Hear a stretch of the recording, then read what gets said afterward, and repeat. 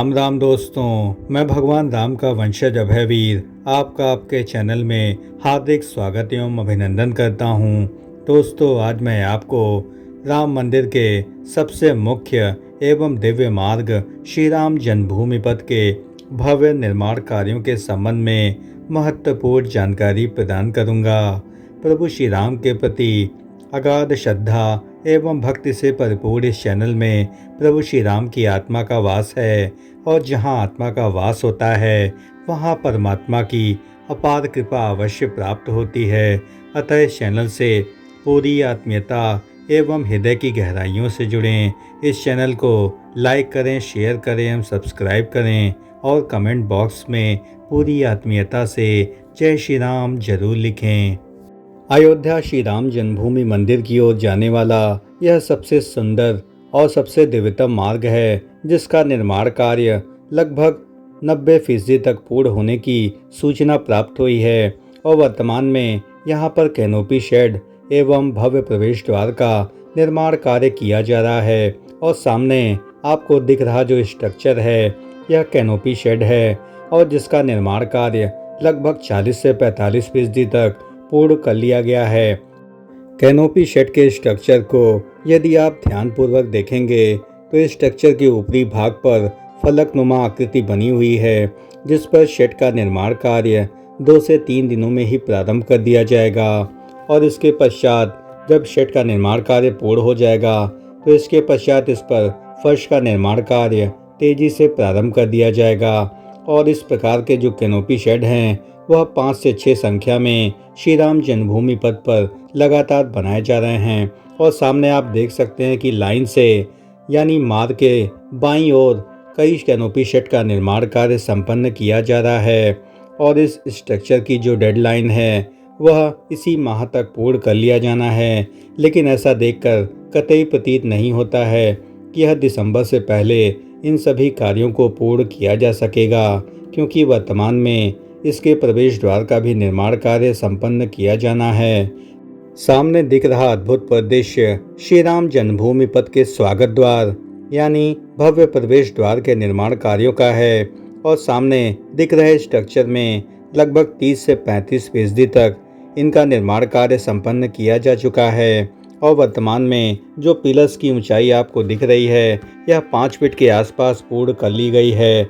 यानी जो यह स्ट्रक्चर बाईं तरफ का है और दाहिनी तरफ के स्ट्रक्चर में आपको स्पष्ट रूप से दिखाई दे रहा होगा कि यहाँ भी पिलर्स के निर्माण कार्यों को समान रूप से पूर्ण कर लिया गया है। और इन पिलर्स की जो ऊंचाई है वह कुल 12-12 फीट रखी जानी है। यानी इसके निर्माण कार्यों में काफ़ी लंबा समय लग सकता है। और जब पिलर्स की ऊंचाई 12 फीट तक पहुंच जाएगी तो इस पर बीम ढालने की प्रक्रिया प्रारंभ कर दी जाएगी एवं इसके पश्चात ही प्रवेश द्वार के ऊपरी भाग यानी इसके छत का निर्माण कार्य भी तेजी से प्रारंभ कर दिया जाएगा। और इस पर बेहतरीन एवं भव्य नक्काशी की जानी है और इस पर रामायणकालीन प्रसंगों पर आकृतियों का निर्माण कार्य किया जाना है। अतः इसके लिए राजस्थान से बेहतरीन कारीगरों की टीम को आमंत्रित किया गया है, जो कि वर्तमान में श्री राम जन्मभूमि के निर्माण कार्यों को तेजी से संपन्न करने में लगी हुई हैं। अतः उन कार्यों के पश्चात ही यहाँ पर भव्य प्रवेश द्वार के निर्माण कार्यों को तेजी से प्रारंभ कर दिया जाएगा। और वर्तमान में लगभग 13 करोड़ की लागत से इन प्रवेश द्वारों का निर्माण कार्य किया जाना है। प्रवेश द्वारों के फाउंडेशन से दूसरे फाउंडेशन की जो दूरी है वह 30 मीटर रखी गई है। यानी यह प्रवेश द्वार अत्यंत विशाल और भव्य बनाया जा रहा है और जिसके निर्माण कार्यों की जो डेडलाइन है वह दिसंबर 2023 तय की गई है, क्योंकि रामलला की प्राण प्रतिष्ठा के पहले पहले इन सभी स्ट्रक्चर को निर्मित कर लिया जाना है। क्योंकि यहाँ पर प्राण प्रतिष्ठा कार्यों के पश्चात लाखों की संख्या में श्रद्धालु यहाँ दर्शन के लिए आएंगे, तो यहाँ पर कैनोपी शेड के माध्यम से उन्हें राहत प्रदान की जाएगी, क्योंकि यहाँ पर घंटों उन्हें लाइनों में खड़े रहना पड़ सकता है। और इसी को दृष्टिगत देखते हुए श्री राम जन्मभूमि मंदिर के चारों ओर मार्गों के निर्माण कार्य किए जा रहे हैं, ताकि इस मार्ग के अलावा 3 से 4 अन्य मार्गों के माध्यम से आप राम मंदिर परिसर में प्रवेश कर सकें। लेकिन इस मार्ग की महत्ता सबसे अधिक है क्योंकि प्रभु श्री राम के मंदिर जाने वाला यह सबसे छोटा और सबसे दिव्य मार्ग है और जिसकी लंबाई 560 मीटर के आसपास है, यानी आधा किलोमीटर से अधिक दूरी है। लेकिन अन्य मार्गों की दूरी देखी जाए तो यह 1 से 2 किलोमीटर के आसपास है। अतः यह मार्ग श्रद्धालुओं के लिए काफ़ी सुगम है। चाहे आप गोरखपुर राजमार्ग से अयोध्या की सीमा में प्रवेश करें अथवा लखनऊ से आएं, आपको श्री राम पथ होते हुए जन्मभूमि पथ की ओर ही आना होगा और यहाँ से सीधे मार्ग द्वारा आप राम मंदिर के दर्शन आसानी से कर सकते हैं। प्रथम दृष्टया श्री राम जन्मभूमि पथ की जो निर्माण लागत थी वह 40 करोड़ के आसपास थी, लेकिन वर्तमान परिस्थिति में इसकी लागत लगभग 2 गुने से अधिक हो गई है क्योंकि वर्तमान में कई प्रकार के तोड़फोड़ के कार्य होने और साथ ही कैनोपी शेड एवं भव्य प्रवेश द्वारों के निर्माण कार्यों के पश्चात इसकी लागत काफ़ी अधिक बढ़ चुकी है।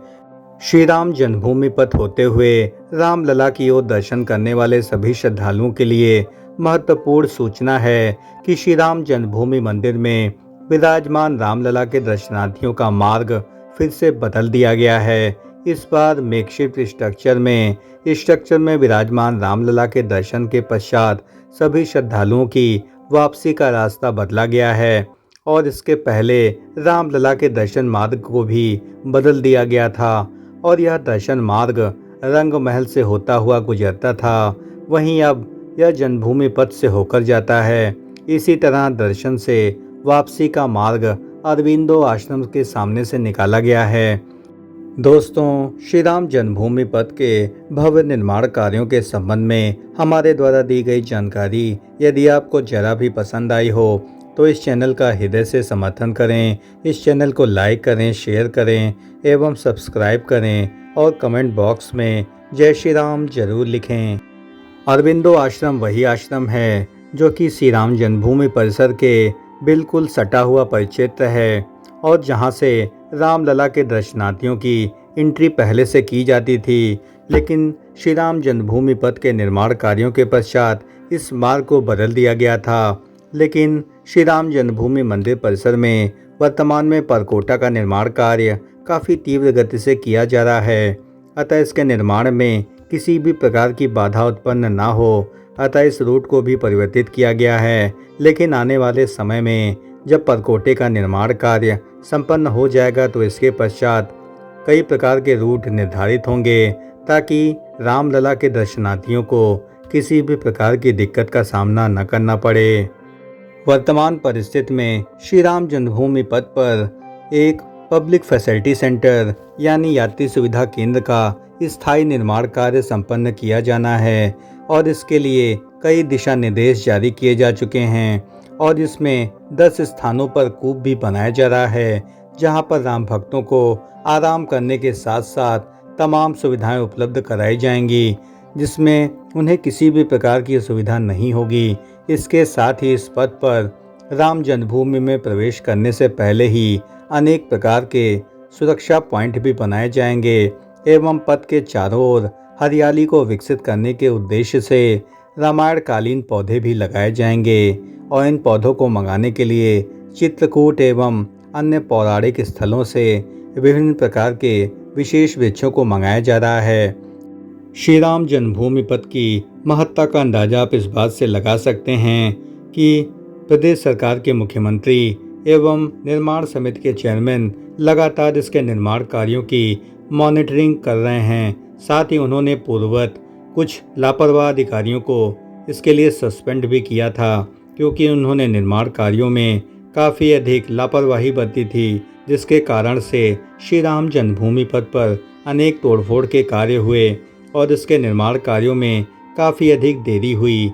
लेकिन इसके निर्माण कार्यों को श्री राम जन्मभूमि निर्माण कार्यों से पहले ही पूर्ण कर लिया जाना है, यानी दिसंबर 2023 के पहले इस मार्ग के प्रवेश द्वारों के साथ ही कैनोपी शेड के निर्माण कार्य भी समय से संपन्न कर लिए जाने हैं ताकि अयोध्या आने वाले सभी श्रद्धालुओं को किसी भी प्रकार की असुविधा का सामना न करना पड़े। दोस्तों, प्रभु श्री राम के दिव्य अलौकिक मंदिर की ओर जाने वाले सबसे सुंदर एवं दिव्यतम मार्गों में से एक श्री राम जन्मभूमि पथ के भव्य निर्माण कार्यों के संबंध में हमारे द्वारा दी गई जानकारी यदि आपको जरा भी पसंद आई हो तो इस चैनल का हृदय से समर्थन करें। इस चैनल को लाइक करें, शेयर करें एवं सब्सक्राइब करें और कमेंट बॉक्स में पूरी आत्मीयता से जय श्री राम जरूर लिखें। धन्यवाद। राम राम राम राम।